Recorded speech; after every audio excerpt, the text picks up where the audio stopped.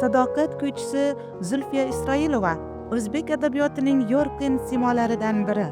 Iste'dodli shoir, jamoat arbobi va fidoyi ijodkor.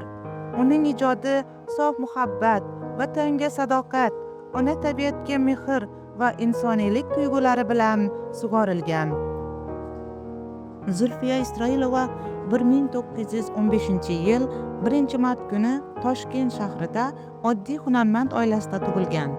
U bolaligidan she'riyatga mehr qo'ygan va bu yo'lda katta yutuqlarga erishgan. Zulfiya dastlab qizlar maktabida tahsil olgan. Keyin esa pedagogika bilim yurtida o'qishini davom ettirgan. 1931-yilda uning ilk she'riy to'plami Hayot varaqlari nashr etildi.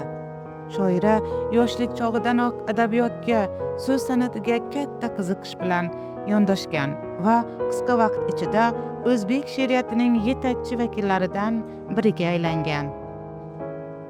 Zulfiya xonim o'z ijodiy faoliyatida asosan she'riyatga e'tibor qaratgan.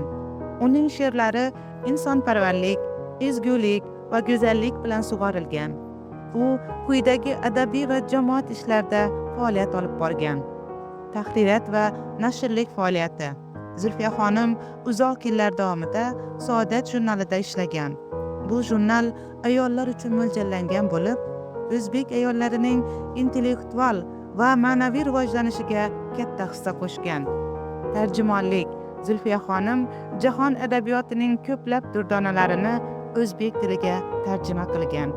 Ayniqsa, rus va boshqa xalqlarning adabiy merosini o'zbek kitobxonlariga yetkazishda katta xizmat qilgan. Jamoat arbobi sifatida Zulfiya turli davrlarda faol qatnashgan yosh ijodkorlarni qo'llab-quvvatlagan va ayollar huquqlari yo'lida kurashgan. Zulfiya xonim o'zining eng mashhur she'rlari bilan xalq yuragidan joy olgan. U yozgan asarlar muhabbat, insoniylik, ona vatanga sadoqat kabi mavzularni o'z ichiga oladi. Uning eng mashhur she'rlari: Ona, yuragimga yaqin kishilar, sen qaytmaydigan yo'llar, ko'klam, men tongni kuylayman. Bundan tashqari uning Mening vatanim, Navbahor, Shalola kabi she'riy to'plamlari ham katta e'tibor qozongan. Zulfiya xonim o'z ijodiy hayotida quyidagi tashkilotlarda faoliyat yuritgan. Saodat jurnali bosh muharriri, O'zbekiston Yozuvchilar uyushmasi a'zosi, tarjimon va noshir sifatida faoliyat yuritgan. U xalq ta'limi va madaniyat rivoji yo'lida xizmat qilgan. Shuningdek, ayollar huquqlarini himoya qilishda ham faol ishtirok etgan. Zulfiya xonim ijodi yuksak baholangan. U O'zbekiston xalq shoiri unvoniga sazovor bo'lgan. Shuningdek, u quyidagi mukofot va e'tiroflarga loyiq ko'rilgan. O'zbekiston xalq shoiri unvoni, Hamdo'stlik davlatlari mukofoti, Shuhrat medali va boshqa yuksak ordenlar. Shuningdek, O'zbekistonda Zulfiya nomidagi davlat mukofoti ta'sis etilgan. Bu mukofot har yili iqtidorli va iste'dodli qizlarga topshiriladi.